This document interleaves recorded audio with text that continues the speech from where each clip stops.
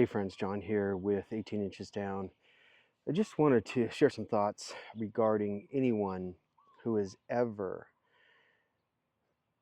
thought this was a long road, felt this was a long road, this journey called life, and tried to get something off of the ground that expressed your own authenticity or who you are.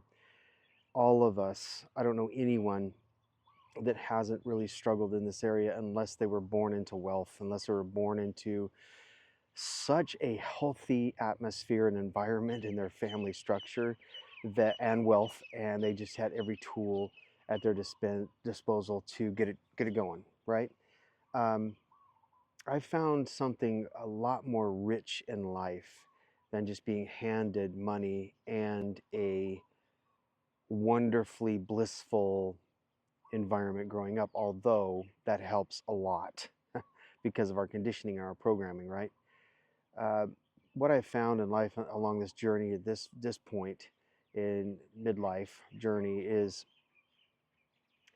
really this wealth and beautiful unfolding of the perfection called the journey in itself.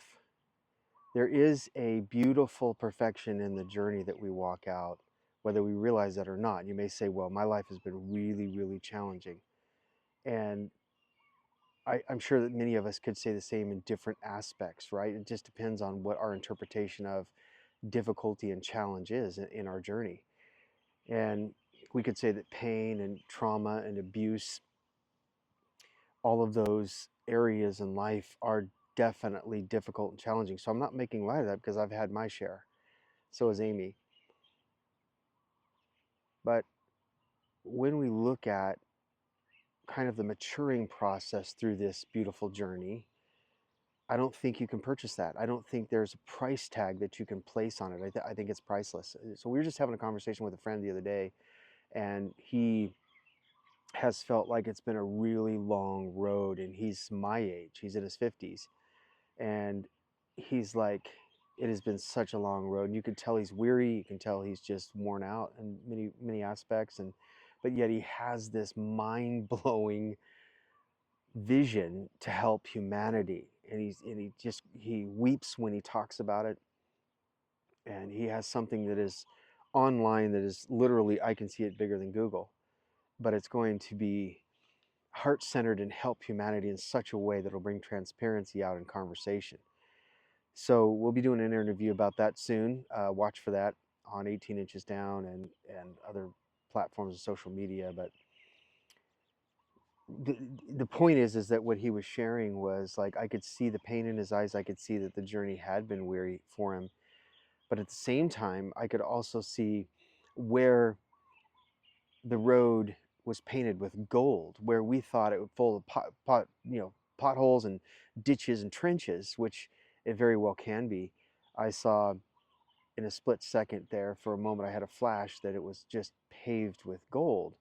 And gold symbolizes a lot of things, but in one aspect it symbolizes refiner's fire, and it's purified in the fire. And oftentimes we go through challenges to bring out the authenticity in us. I'm a firm believer in this now, whereas before I was just trying to survive in life. I'm a firm believer that all of our difficulties and challenges are bringing the gold of authenticity out of us if we will allow it. If we don't allow it, we're going to keep going around the mountain and around the circles again, possibly more trauma, possibly more challenges, until we relent and surrender into our own authenticity, our own authentic nature, meaning that when we express who we really are without the mask. Persona just means mask. Personality, personal reality, the persona of our lives literally means, in the Latin, it means a mask. It means that we're wearing some sort of a suit or an actor's um, kind of attire or dress, kind of a dressing situation where we dress ourselves with this persona that oftentimes is not the real us. The real you, how can you tell the real authentic you is coming out? You can tell by how relaxed you are and how much play you're having, how much fun you're actually having internally, and then it expresses itself externally. but I'm talking about an internal world. Internally, how much lightheartedness, how much fun, how much excitement, how much joy, how much um, innocence is coming and swirling around in our psyche when we're engaging in something. That's how I can tell that I'm in my own authentic nature, how relaxed I am in the living room of life. You know, I've often said this in the past, like authenticity is likened unto sitting in a living room in your family structure, in your family environment where everyone feels safe, relaxed, totally at ease, and playful, joyful, laughing and cracking up with one another in that living room. Maybe that's with your friends or a friend, or you've had those experiences with a family member or sibling. Hopefully that's the case, because that is where we can be most at ourselves and most relaxed with ourselves and most at ease with who we really are. Because our best friend usually knows the real us, right? When we look in the mirror when we're alone, we start seeing glimpses of the real us, and then we shut it down because we have this persona or this trauma or this wounding that keeps us small. And I just want to encourage you today that if you're struggling in this area to just of authenticity, but also to get something off of the ground that expresses your authenticity, oftentimes it takes a little bit. It takes a journey to where you're at right now, to where when you engage it, it could have explosive results, because authenticity is the top of the frequency scale. And then right underneath of authenticity is love, right underneath of it. And what's interesting about that is you would think that love would be at the top of the scale, but actually it's authenticity. And you can't really express love, true love, genuine love, without being authentic. And so, you know, it's really interesting when you start to look at life that way, because you can become self-aware enough to see, okay, am I being authentic in this venture that I'm about ready to put my hand to? Is this my own authentic expression as far as I know it to be right now? Is it who I am? And if it's not, then really allow yourself to be revealed by sitting with yourself. Oftentimes, people don't want to sit with themselves because they can't stand themselves. They don't like who they are. And until we love ourselves, we can't love our neighbor as ourselves through our authentic expression of what we're trying to lift off of the ground by way of creativity, by way of a business or entrepreneurial idea. So this is why life takes its toll sometimes, and it's meant to serve us. It's meant to be for us instead of against us. Oftentimes we think it's against us because we're being, quote, fought so much. The only reason we're being fought so much is because the life is trying to get us to be authentic to who we genuinely are, so that we can be at the top of that frequency and vibration scale of just above love, right in sync with love, so that we can love well. We're here to learn to love, guys. So if you're in your head, how can you really learn to love if you're in your head serving yourself or trying to figure it out all the time, going back and forth, letting thoughts dominate you, thinking about what a loser you are or how many mistakes you've made throughout life? If you really sink into and realize that this life is about learning to love, then we will do everything we can to surrender to authenticity. And that's how you get there. You sink in by surrendering and dropping into your heart-centered space. We can't go into our heart if we're in our head. And oftentimes we don't like to go into our heart because we've been wounded. It hurts too much. But that's why there's places like Maui, Hawaii, where I'm at right now, where people get alone with themselves. And have you ever noticed in resort locations, maybe you live in a resort area, maybe you live right here on Maui, listening to this, and you ever notice that people that are still in their heads being dominated and ruled by stress and egoic activity and mindsets, is that they're smoking a cigarette, they're having a drink, and they're having long, loud conversations on the beach with somebody that they're arguing with back on the mainland or somewhere else, a family member, a friend, or a colleague. They're sitting there having arguments, they're smoking, they're drinking, or whatever. I'm just giving an example. I'm not trying to judge that. I'm just saying you observe these things when somebody's actually in their head. Now, when you can tell when somebody's moving into their heart or in their heart, they're completely knocked out on the beach in the sun or in the shade, or they're just completely relaxed in a beach chair, and they're just looking at the beautiful bliss of the ocean and hearing the crash of the waves. That's how you can tell when somebody's dropping into the heart space. But what we do in life is we feel how good that is, right? And so we keep wanting to go get our fix on the outside. So we plan all these vacations, we plan all of these blissful moments, we plan these times to get away. We can't wait for the weekend to go out and play. And we plan all these outward things, which nothing in and of themselves are wrong or bad. It's just that we focus so much on the external when life is meant to get us to focus on the internal. God is looking and saying, hey, I am for you all the way, no matter what you think about yourself. Love is for us because it's what we're made of. And because love is what we're made of, love is where we find our authenticity. So that authenticity can lead through our spirit, lead by our spirit, we lead by our heart. And so that love can shine right through that authentic nature or expression of who we are. There's nothing more attractive than an individual that is authentic to who they are, is there?